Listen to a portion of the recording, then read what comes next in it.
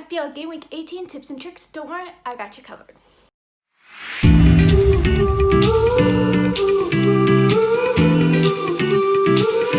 Hey guys, welcome back to another video. This is one of my favorite types of videos to make because it's Fantasy Premier League. Honestly, I spend so much time thinking of all of the possible combinations that I could do for transfers and what I want to do ahead of time and who I want to captain. And you know, if a player blinks, then they blink. And it's just like a love-hate relationship, but I low-key love it. So let's get right into the video. But before we do that, if you haven't subscribed to my channel already, please do so because there are going to be a lot more videos like this, and hopefully I can help out your fantasy Premier League teams. Make sure to turn on notifications and smash the like button on this video. So taking a look at this week, it's a condensed week. I was kind of confused when I first saw it, but there's only a couple of teams that are playing because they have a game in hand. So if you haven't already used your free hit, I think that this week would be a really great week to use it because you can transfer in all of the players that are playing this week, and then it will go right back to normal next week with your old squad. So you can transfer in a lot of players from Man United, City, Tottenham who are playing this week and probably are going to win, and then it will just revert your team right back to normal for next week. I already used my free hit, so that's not an option for me. I actually made a transfer and saw that Dominic Calvert-Lewin got injured and had to use 4 points, but I did transfer out Zuma. He's not playing this week anyways, so it doesn't really matter. My hope is that if my transfer in of Callum Wilson can get me just 4 points, then I break even, and if not, well, whatever, you know, you live and you learn, right? So don't be like me. Don't make transfers too early because players can get injured and you will want to use your transfers on those injured players. So keep that in mind. That's my first tip. Don't know if saying don't be like me is that great, but we're gonna keep going. So my first tip is get a list of a couple of players that you have your eye on that you want to try to transfer in to your team.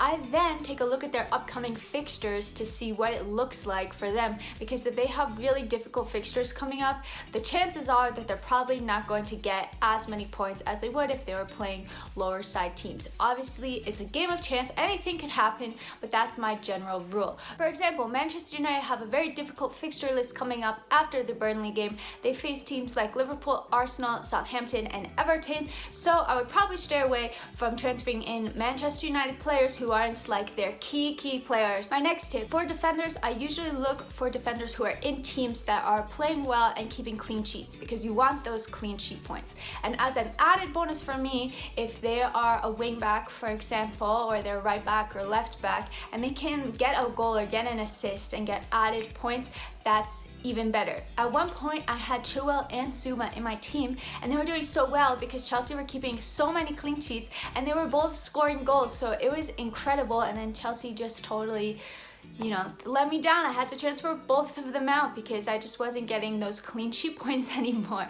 But that's the type of thing that I look for in defenders. In terms of attackers, I try to look at if the team itself is playing well and if the attacker themselves are scoring goals or if they're in a bit of a drought. For example, if Jamie Vardy or Harry Kane is in a drought, I probably would still pick them up because the law of probability states that year over year they've scored so many goals, close to 20 goals or more every season. They're probably still going to score goals. But if it's somebody who is just starting in the Premier League or you're not too sure of them, then that's where I would try to see, is it worth keeping them in or should I just transfer them out for another player who can be more consistent? Now let's get into the really interesting part. Who should you captain for this game week? So I tend to look at the fixtures. I look at the big teams who are playing and try to see if I think that they're going to win and who I think is going to be their key player. So first off, Manchester United face 16th place Burnley this week, and I do think that Bruno Fernandes could come in clutch. He is one of the best players to have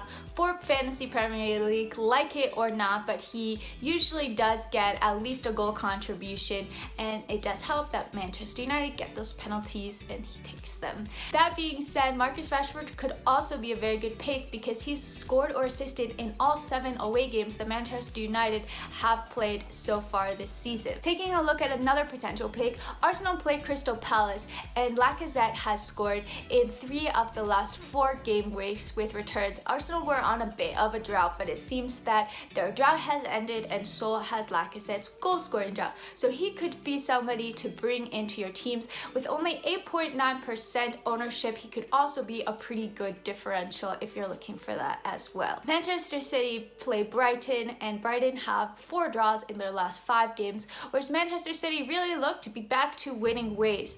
Kevin De Bruyne has 3 goals and 8 assists so far in the league this season, with 1 goal and 1 assist coming against Chelsea last game week. So he could also be a good option for a captain or vice captain material. Finally, the big game of the week, in my opinion, is Spurs versus Fulham. I think that Spurs are going to be able to score a lot of goals. Their form as of late has not been great. Fulham have 4 draws in their last 5 as well, so it's going to be difficult for them to break down that team.